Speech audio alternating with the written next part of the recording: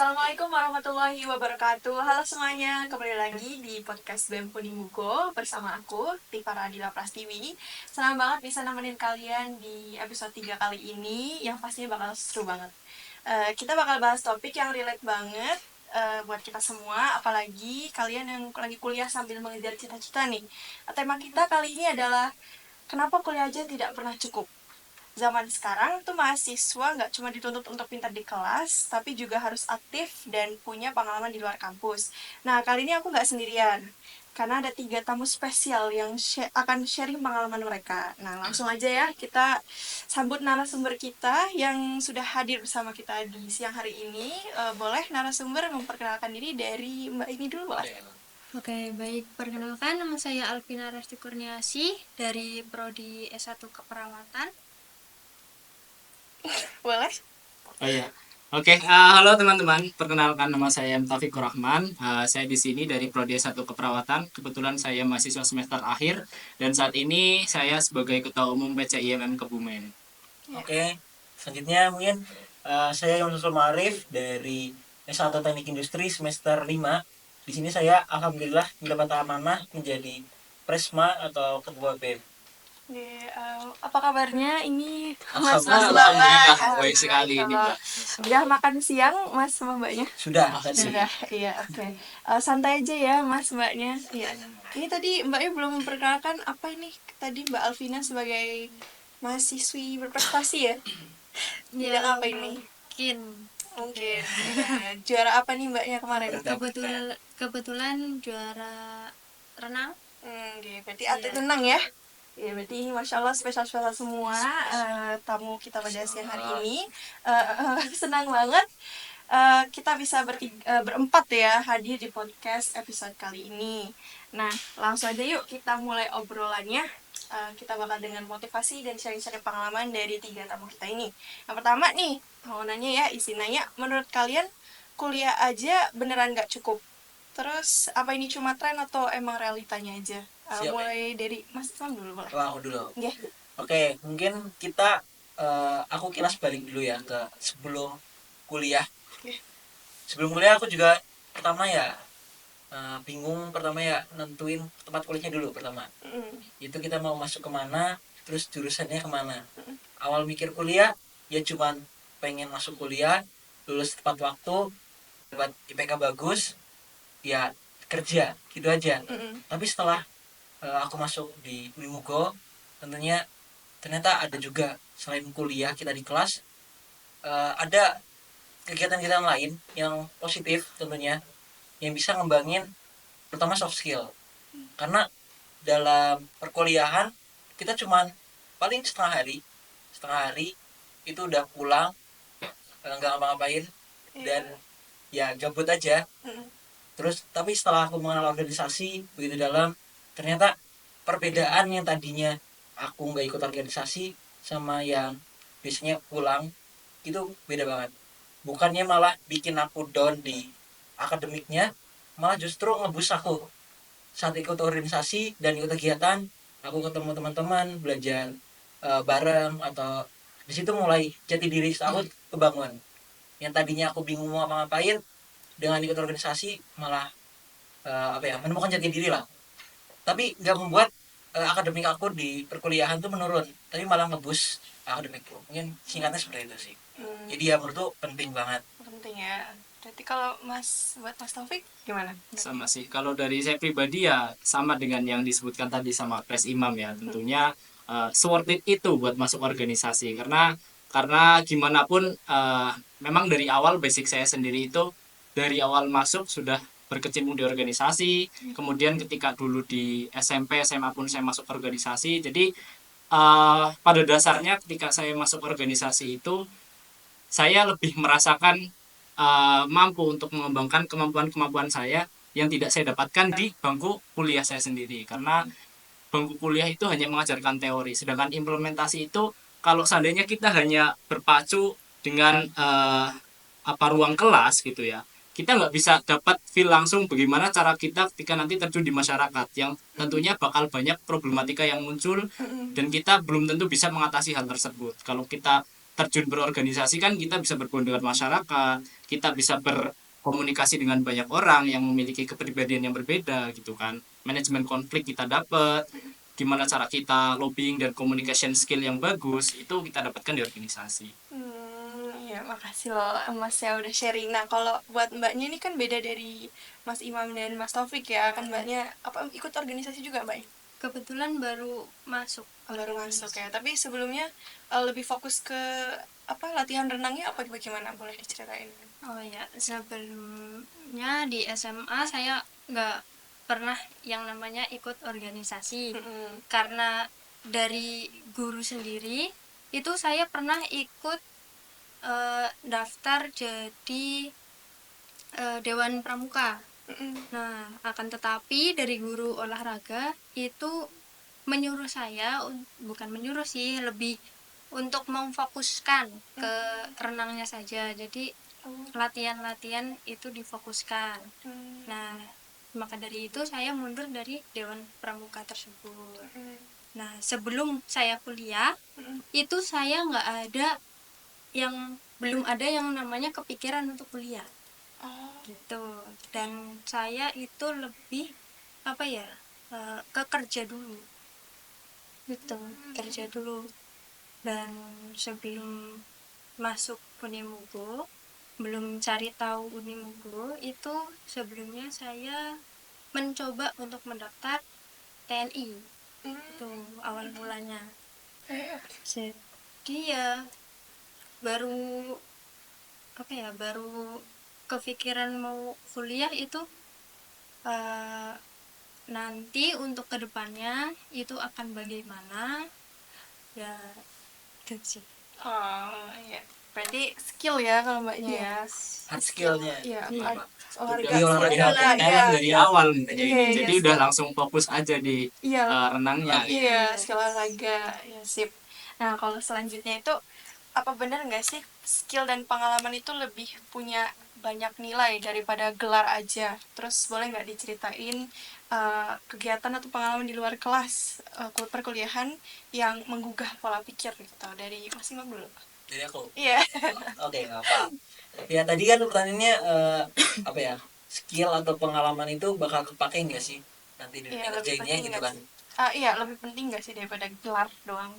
Oke, daripada gelar. Jadi teman-teman di sini pasti banyak mahasiswa pada nonton, insya Allah ya. Kita kuliah tentunya buat lulus, terus dapat kerja. Tapi menurutku itu kurang, karena apa ya, kita ibarat udah punya paspor atau ijazah, tapi kita nggak punya kunci buat masuk ke dunia pekerjaan. Ibarat kayak kita mau ngelamar kerja, tapi kalau cuman modal ijazah tanpa didasari oleh soft skill, itu menurut penelitian bahkan ada apa ya, pekerja yang hard skillnya bagus tapi nggak mempunyai soft skill, itu malah ditolak daripada yang hard skillnya biasa-biasa saja tapi soft skillnya atau kemampuan penunjang lainnya itu bagus. Jadi menurutku ijazah tuh nggak ada apa ya, penting, tapi kalau tidak ditambah dengan soft skill itu jadi berkurang nilainya. Malah jadi bagus kalau kita hard skillnya punya hard skill tapi biasa-biasa aja dengan tunjangan soft skill yang bagus. Menurutku itu sih. Kalau dari Mas Taufik nih beda sendiri ya, gimana? Ya kalau dari aku sih ya kurang lebih sama ya, cuma mungkin lebih ke apa ya, mungkin salah satu yang bisa saya gambarkan sebagai mahasiswa keperawatan adalah apa yang saya dapatkan di organisasi kemudian saya bawa untuk ke akademis gitu ya, ke akademisi saya dan nanti ke praktek saya adalah dimana ketika saya belajar di organisasi itu, teman-teman yang perawat nih nanti kan ada tuh namanya mata kuliah komunikasi gitu ya, komunikasi dengan teman sejawat, kemudian dengan pasien gitu kan.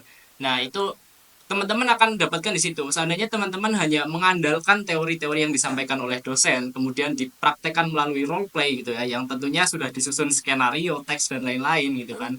Teman-teman itu nggak akan bisa benar-benar berkomunikasi dengan pasien seperti itu. Karena pada realitanya ketika nanti teman-teman ada di rumah sakit, ini pengalaman dari praktek gitu ya. Ketika saya praktek di rumah sakit itu nggak semuanya pasien itu kooperatif atau orangnya humble. Ada yang orangnya itu cuek, judes gitu kan. Bayangin teman-teman kalau hanya terpaku dengan teks selamat pagi ibu, perkenalkan nama saya gini bla bla bla bla gitu ya.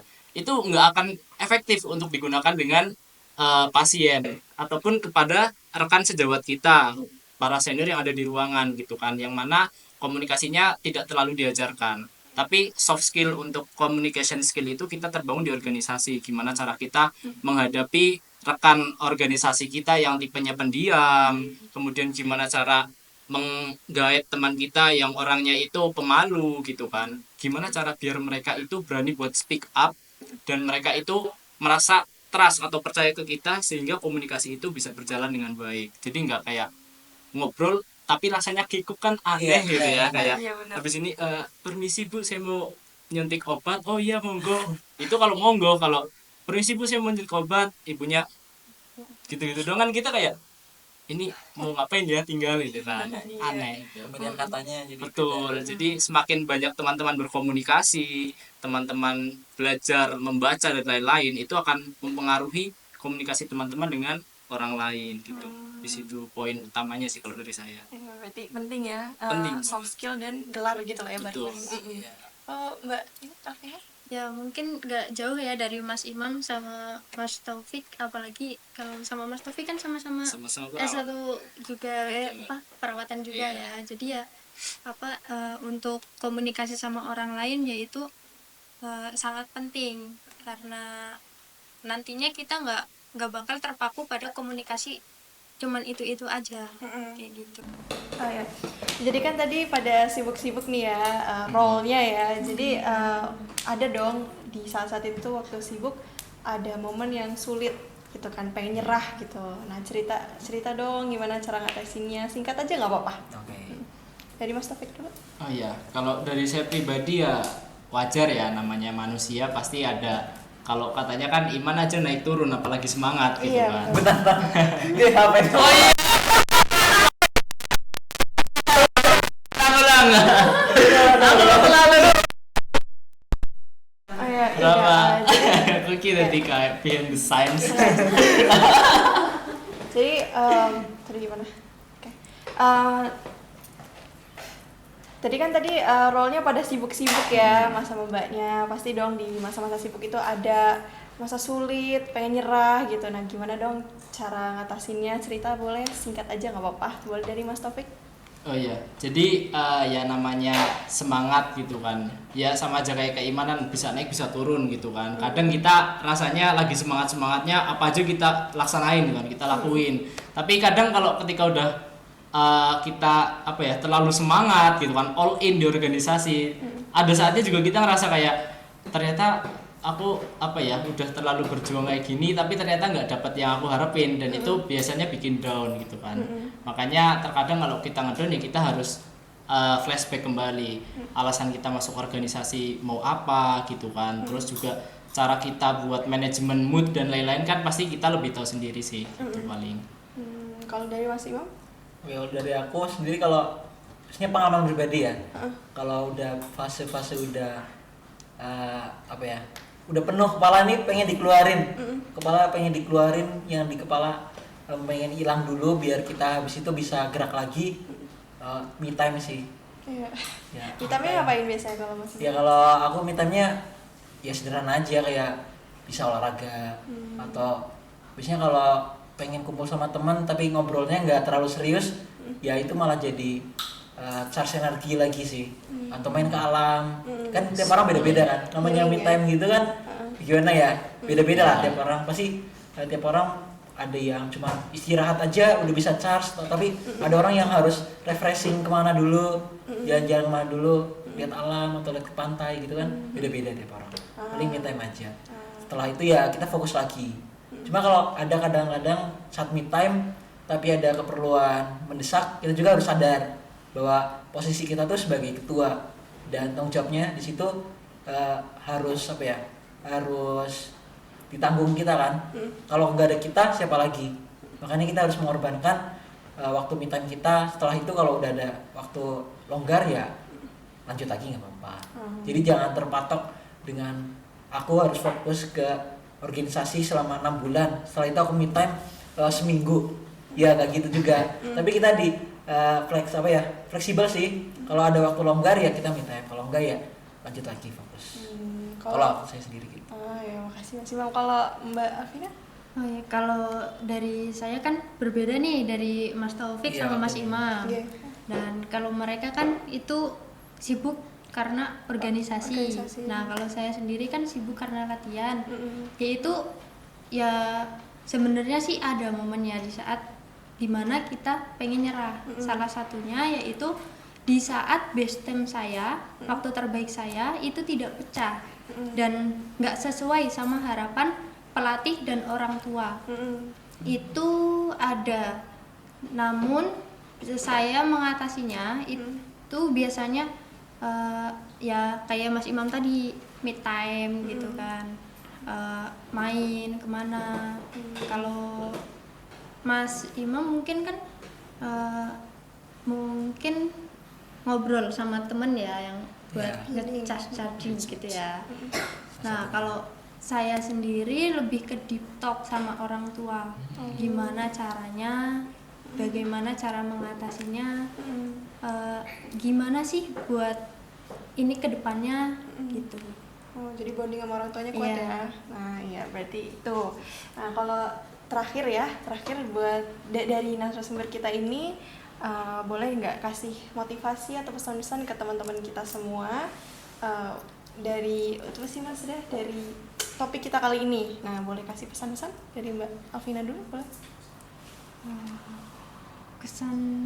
Kesannya Pesan-pesan mungkin buat motivasi, boleh nggak apa pesan motivasi? ya apa ya?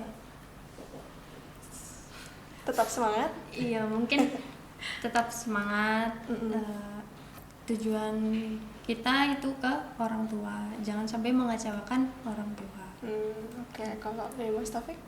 Kalau dari saya sendiri ya menambahi dari yang tadi dari Mbak Alvina sampaikan ya, emang tujuan kita kuliah yang jelas kita memikul harapan banyak orang gitu kan, apalagi orang tua kita yang sudah bersusah payah menguliahkan kita gitu kan. Jangan sampai kita pura-pura sakit cuma buat nggak berangkat kuliah, padahal orang tua kita pura-pura kuat biar kita itu selalu kuliah gitu kan. Jadi berkebalikan banget kan gitu. Maka pesan saya satu ya itu tadi, tetap semangat, ingat kembali perjuangan orang tua kita. Kemudian kalau untuk yang suka berorganisasi, silahkan manfaatkan waktu kalian di organisasi, karena banyak hal yang akan kalian tidak dapatkan di bangku kuliah, tapi akan kalian dapatkan di bangku akan kalian dapatkan di organisasi tersebut. Banyak hal kalian tidak akan menyangka, oh ternyata karakter saya ini terbentuk di organisasi gitu, karena kalian hanya akan di organisasi ya berkegiatan tanpa kalian sadari karakter kalian akan ikut terbentuk sesuai dengan kegiatan apapun yang kalian lakukan gitu sih. Dari Mas Imam? Kalau dari aku sendiri, pesan buat teman-teman nih, yang khususnya kuliah tapi waktunya masih banyak. Aku harap teman-teman bisa punya kegiatan di luar itu, mau apapun itu, mau organisasi, mau teman-teman manfaatin buat jualan, apa tadi latihan fokus di renang atau di apapun yang teman-teman sukai. Yang penting gunakan waktu itu dengan sebaik mungkin, dan juga teman-teman bisa sesuaikan dengan keinginan teman-teman juga. Yang penting waktu itu nggak terbuang sia-sia. Pesan dari aku, tetap jaga semangat untuk buat belajar dan jangan takut salah juga. Terima kasih. Bagus. Nah, dari 3 narasumber kita pada hari ini, kita tuh nggak boleh takut untuk eksplorasi diri di luar kelas ya, harus tetap semangat ya. Gelar itu penting, tapi pengalaman dan skill itu adalah nilai tambahan yang bikin kita beda dari yang lain. Nah, beranikan keluar dari zona nyaman dan manfaatkan waktu sebaik mungkin ya untuk hal-hal yang bermanfaat tentunya. Nah, thanks banget untuk para narasumber udah hadir, thanks banget juga untuk para penonton yang udah nyimak sampai akhir ini ya, akhir video. Jangan lupa untuk share podcast ini ke teman-teman, siapa tahu bisa jadi motivasi untuk mereka juga. Sampai jumpa di episode selanjutnya. Dadah. Dadah.